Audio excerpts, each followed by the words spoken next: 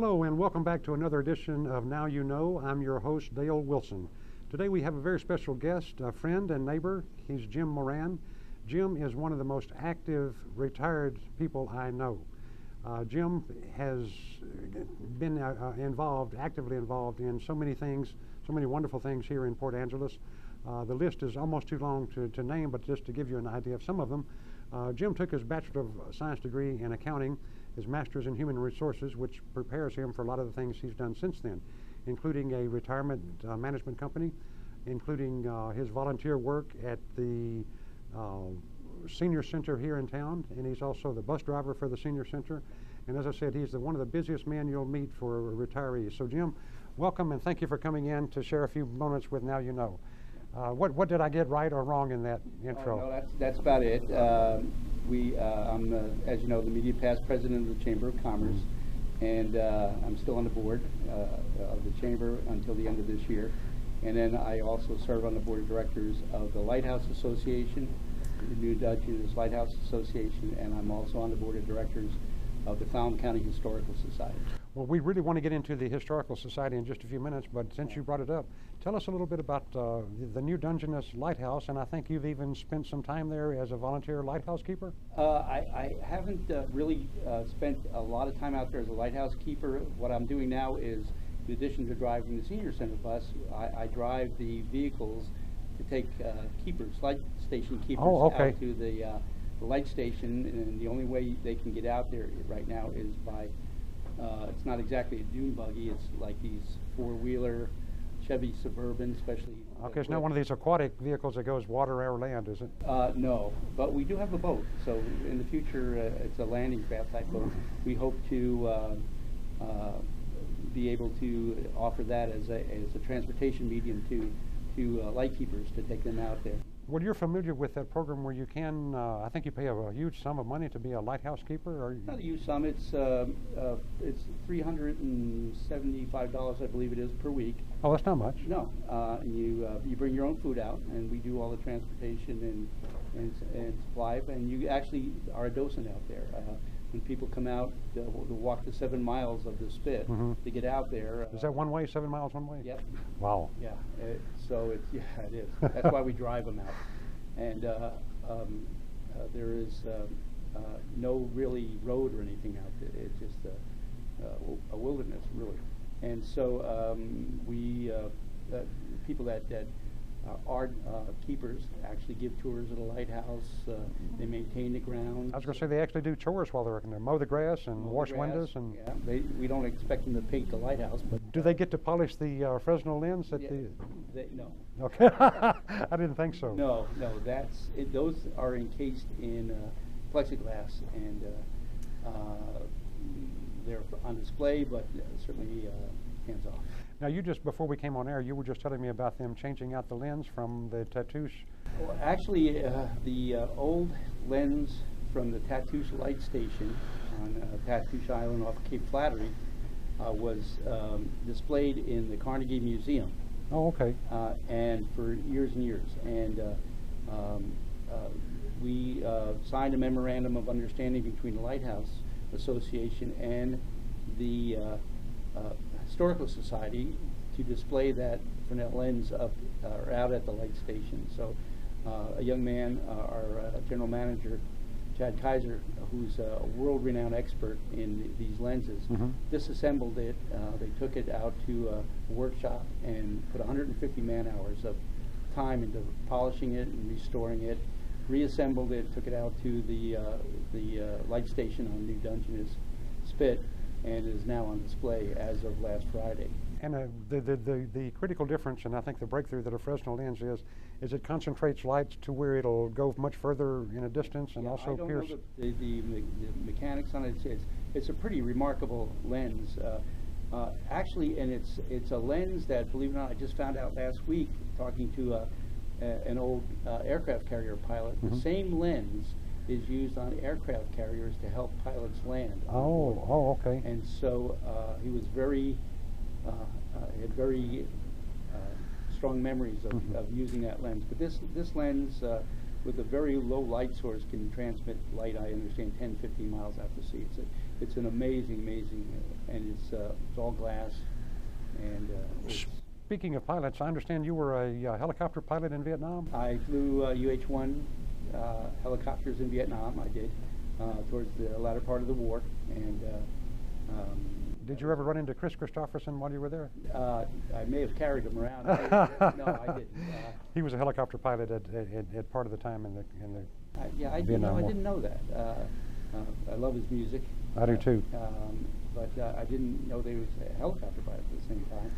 Well, you know, I have the highest respect for helicopter pilots because that is probably the most focused attention that one must have to fly a helicopter, because it seems like it goes against all of the rules of flight. Go straight up, sideways, almost. Well, tell us about it. Tell your adventures in flying helicopters. Well, they're really interesting things. The first thing that the Army told me when I was in flight school was that this aircraft is actually 10,000 spare parts flying in loose formation. And helicopters don't really fly, they beat the air into submission. Yes, yeah. And so... and built by the cheapest bidder. Yeah, built by the cheapest bidder, so, and welcome to Army Aviation. So it was exciting times. I actually really enjoyed flying helicopters. They're an amazing machine. You don't need a 500-foot runway to land them. Right, right. And so, you don't really fly close formation in helicopters because you don't want the wings touching. Did you ever get shot at, and did you ever get hit? Yes. Ouch. Yeah, never got shot down, but we had enough bullet holes to make it interesting. Yeah, and might get it ventilated. Yeah, really. Yeah. Well, now you're an airplane pilot too, is that right? I got a what they call fixed wing transition. I flew fixed wing aircraft also. Can there be any more beautiful area to fly than right around here? No, I've flown several times around here. As a matter of fact, we were taking my wife and I were taking a cruise out of Vancouver. And so we went over to Wright Brothers Aviation. I want to put a little plug in for them if I could. What a great name too, huh? Wright Brothers. But they're a great little company, and we chartered the airplane to fly us from Port Angeles to Vancouver, I should say. And what a beautiful flight. And I'm looking at this airplane that this young pilot has taken us across in. And Cherokee, Cessna, which one? It was a Cessna 172, which I have about 300 hours in. Oh, okay. And so I'm looking at this thing, and I just, for grins, I had looked at my owner's manual that I have the night before, and I asked this young man, I said, how old is this thing? And he says, oh, this is a 1973 model. Yeah. I said, yeah. Well, most of them you see flying are vintage, because there was a time there when it was the insurance was so high that Cessna almost went out of business and quit making them. They actually stopped making. Oh, did they make them? Yeah, okay. Those type of aircraft. Cessna still makes corporate jets and stuff, but I don't think they make private aviation airplanes anymore. Was it a Skyhawk, Cessna 172 Skyhawk? 172 Skyhawk. Yeah, that's what I used to fly. Yeah, that's right. You're a pilot's rating too. Right. I haven't been up in a long time, and everybody I know who is a pilot, I hint that I'd love to go up and take some pictures, but nobody's taken me up on it yet. Well, it's a beautiful experience, and you're right. Flying around this area is remarkable. The scenery is... Jim, it would seem like there'd be a business to be had just by taking people for observation flights around here on beautiful days. That's what Wright Brothers does. I've never seen them advertised anywhere. They probably should advertise more often. One of the things, I don't think they have enough pilots. Right. Seemed like they tried to recruit you as a pilot, didn't they? They did, after he found out that I have a commercial fixed-wing license. But it was a wonderful day. And, you know, we could have, driven down to SeaTac Airport, gone through, the security, checked our baggage, all this type of thing, probably had to spend overnight, fly commercially up to Vancouver, or we could take a 172 Skyhawk, and 40 minutes later we were landing at... That was my next question, 40 minutes from here to there. Yeah. Now, my understanding, it was a set rate for the flight, which would have included 2 or 4 people for the same money. Is that correct? That's correct, yeah. So 4 people that wanted to get together and take a tour of Vancouver, now I guess it would be more if they had to wait on you and bring you back, wouldn't it? Yeah, this is a one-way. Right, right. Yeah. We did make one takeoff and one landing. About what altitude did you reach? 1,500 feet. Okay, so you stayed at pattern altitude the whole way. Yeah, you have Great to, sightseeing. Yeah, it is. And if you're under air traffic control, flying internationally, that you have to maintain a certain altitude. So did customs check you out when you got there? Mm-hmm. Okay. Yeah. So just as if they would if you'd been flying in any other airplane? Yep. Although we were the only ones going through. Jim, you talked about a moment ago your work with the Clallam County Historical Society, Mm-hmm. and I'm a bit of a historical aficionado. I don't think that I'm as learned in it as I'd like to be, but I'm always willing to learn more about it. And it surprised me to learn that there are 46 sites in Clallam County that are listed on the National Register of Historic Places. Can you name them in a lightning round? No, and thankfully part of the criteria of being on the board is I didn't have to name them. Tell us. There's a couple of people on the board that probably could. It's a very impressive group of folks that are very knowledgeable, way more than I am when it comes to historical sites in this community, Clallam County. And Clallam County extends all the way almost to the coast. It's a huge county. It is. And to have that many historic sites in one county, I think is a little unusual, but I haven't really checked around some others. But I've got a list of them here, and I'm just going to go through this quickly to see if you know. Of course, we're right next door here in the at the Skills Center where we're filming today. We're right next door to the Lincoln Center, which I think is owned by the Historical Society, or at least by the Lincoln. It's the old Lincoln High School. It was actually a grammar school. It celebrated its 100th anniversary this year. Wow, 100 years old. So that school building is 100 years old, and so several people that I know actually attended school there. It's a beautiful old building. Each year the Historical Society has their annual garage sale there. Now, I've been to those a couple of times. Yeah, it's great bargains, and so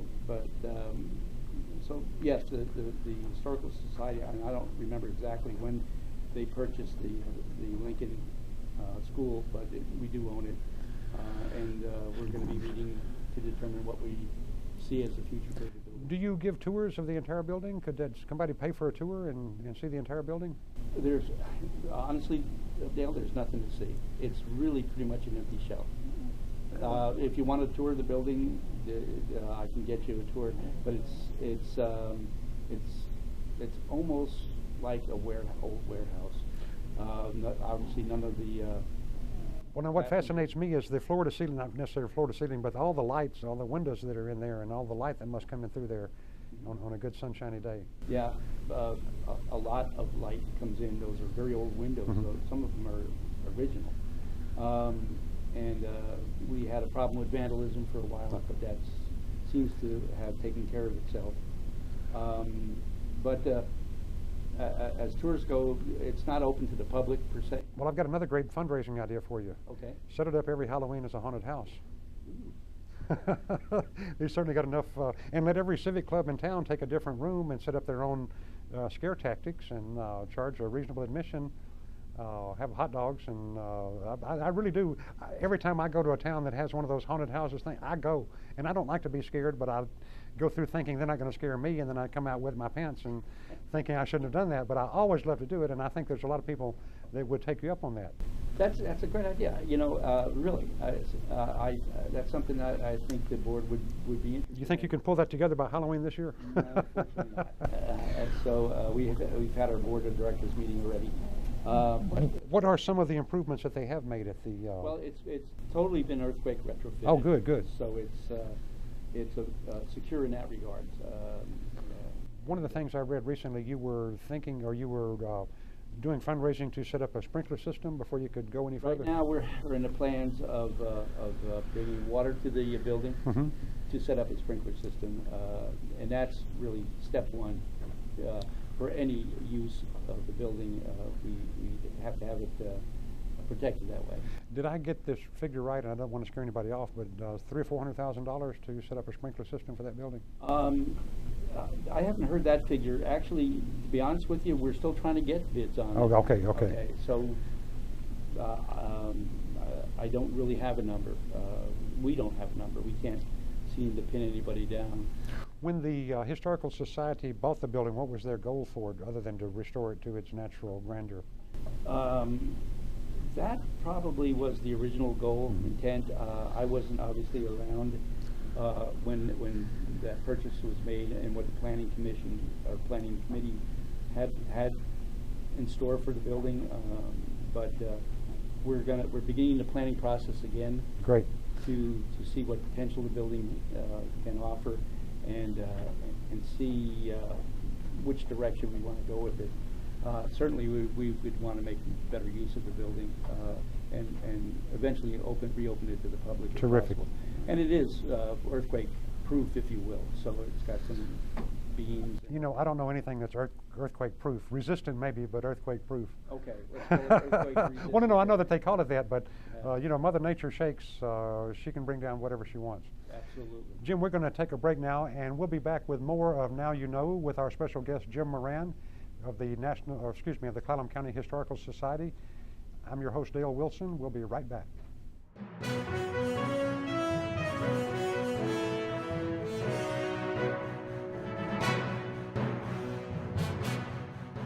Hello and welcome back to Now You Know. I'm your host, Dale Wilson. Today our special guest, Jim Moran. Jim is one of the most interesting men about town. He has his finger in so many pies that it's incredible. And I don't know when he sleeps, but he does get around and he has a lot of information to share with us. Today we're talking about the Clallam County Historical Society. And while we were on a break, Jim was looking at a list of the 46 sites in Clallam County that are registered on the National Register of Historic Places. One of them that caught his eye was the Peter Roos Homestead. Jim, tell us about the Peter Roos Homestead and why that was of interest to you. Well, the Peter Roos Homestead is out by Lake Ozette. Okay. And it's a wonderful hiking trail. If you ever have the opportunity to take a trip out there, I strongly encourage you to do it. Peter Roos was what they call a subsistence farmer, and he emigrated to this country, landed on the coast, and came with the help of the Macaw tribe. Found this piece of property that he wanted to cultivate. So anyway, he lived there by himself for many years. Lived off the land, raised his own everything, literally. As a matter of fact, his outhouse that he built is on the National Register of Outhouses. You know, okay. There's a website for everything today, and I looked it up. There is an outhouse.com that you can go to, and believe it or not, Peter Roos's outhouse is mentioned there. So anyway, I was involved with this organization called Heritage, Celebrate Heritage. And what we did was, and this also the Historical Society was involved in this too, is our executive director, Kathy Mons, would pick 6 people that were interned in Ocean View Cemetery, and we would reenact those people. And so people just take on the character. Just take on the character. Get Costume and everything. Get the dress and all, and okay. Costume and everything. And so people would come to Ocean View Cemetery as on a tour, and then they would be guided through different grave sites of these prominent people. And Kathy chose Peter Roos, and so she asked me if I would play Peter Roos, which I. What a great way to bring the history alive. And so yeah, you would literally go around the cemetery, and as you come to this grave site, there would be the person there. Now you didn't raise up out of a coffin or anything like that, okay? Halloween theme. That's what I'm thinking. Yeah. Yes. No, I was just standing there, and I had the old shirts.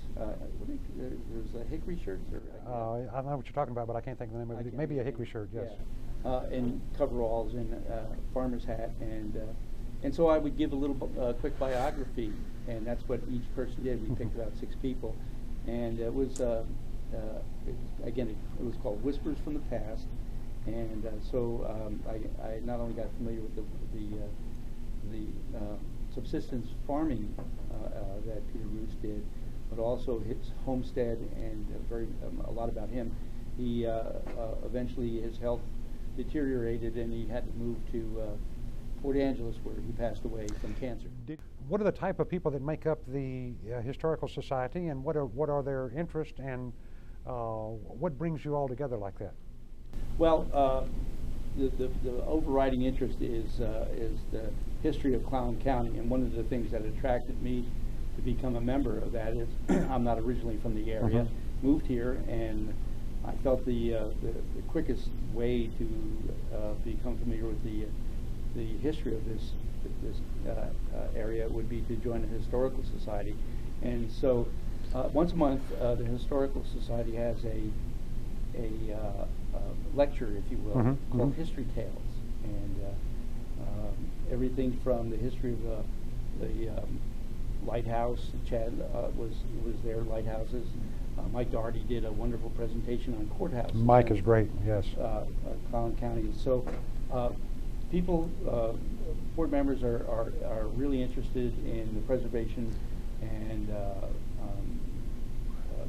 education of Clallam County history. When you say courthouses in plural, does that mean there's been several iterations of courthouse in Clallam County? There is. I attended Mike's seminar on that. It was fascinating. And he talked about how Port Angeles became the county seat. Wasn't in Port Angeles. We kind of stole it. That's what I've heard that story too a little bit. It's hilarious. And so the same thing with courthouses. Where would this one? one's 100 years old. This one just turned 100. Where would one go to find out more about the cooperative that actually started Port Angeles? The Puget Sound Cooperative. Puget Sound Cooperative, yes. Yeah. Actually, we have a research library. Okay. The Clallam County Historical Society has an extensive research library. It's right adjacent to the Lincoln School.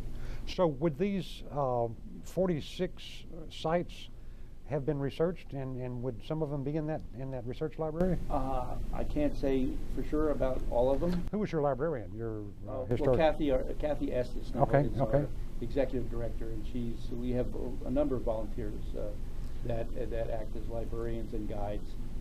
It's a pretty extensive library. I was doing some research on the Coast Guard. In 2014 was the 80th anniversary of the Coast Guard Air Station here in Port Angeles, and we put on, with the help of the Coast Guard, a exhibition of the 80 years of Coast Guard participation here in Port Angeles at the Carnegie Library, and I was able to do extensive research on the Coast Guard for that, including the history and of the Coast Guard cutter active here. Terrific. So yeah, that type of information is readily available there. You know, Jim, with the 46 sites throughout the county, I think it's very interesting that we have 3 in a row right next to each other, right over on Lincoln Street, with the Carnegie Library, the former home of the Historical Society, the old fire hall, now the home of Papa, and also the original courthouse.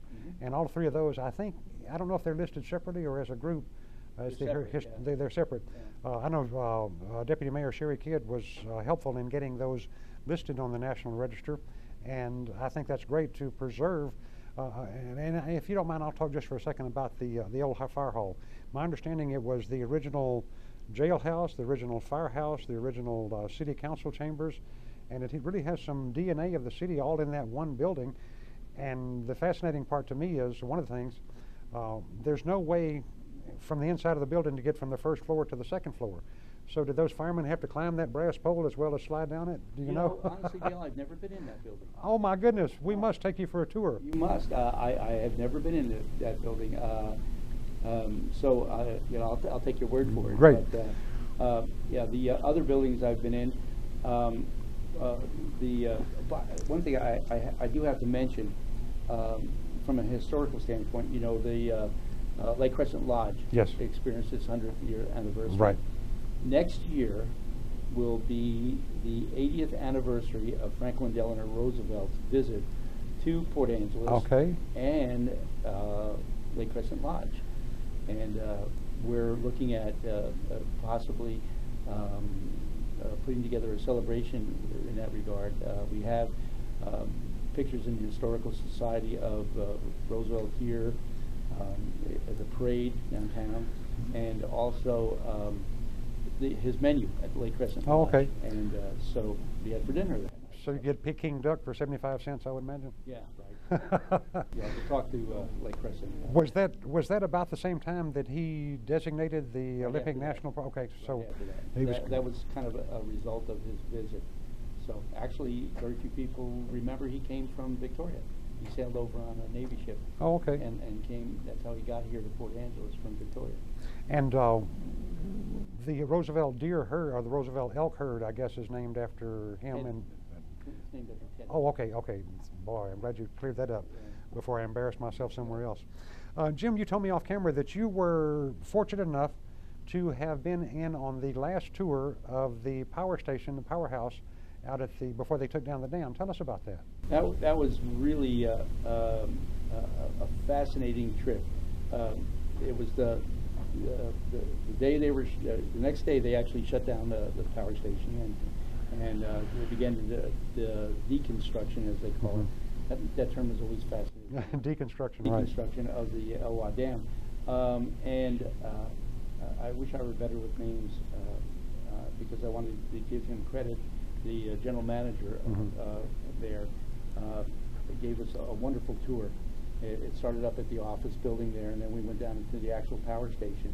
And have you ever seen that movie 20,000 Leagues Under the Sea? No, I have not. Okay, it's Jules Verne. Yes, sir. No, classic. They had this picture of this Nautilus submarine with all these dials. Right. And the control room in that power station looked like it was right out of the big old-fashioned dials. And what was fascinating to me is this was over 100 years old, and they had not Futuristic by then. Yeah, but not one mechanical failure in 100 years. Wow. That turbines, all the monitoring equipment, for 100 years, that they had not one mechanical failure in that facility. That's almost unimaginable. It is. Jim, I can tell already we've got so much more to talk about. I hope you'll come back again. We're just completely out of time today. Okay. But we should make this a regular event to have you come back and more of your fellow members of the Historical Society, and let's just bring history alive here at Peninsula Area Public Access. I appreciate that. Jim, really enjoyed your time today. Thank you, Dan. And that's it for us today for another edition of of Now You Know by Dale Wilson, your host, and our special guest today, Jim Moran of the Clallam County Historical Society. Thanks for watching. Come again.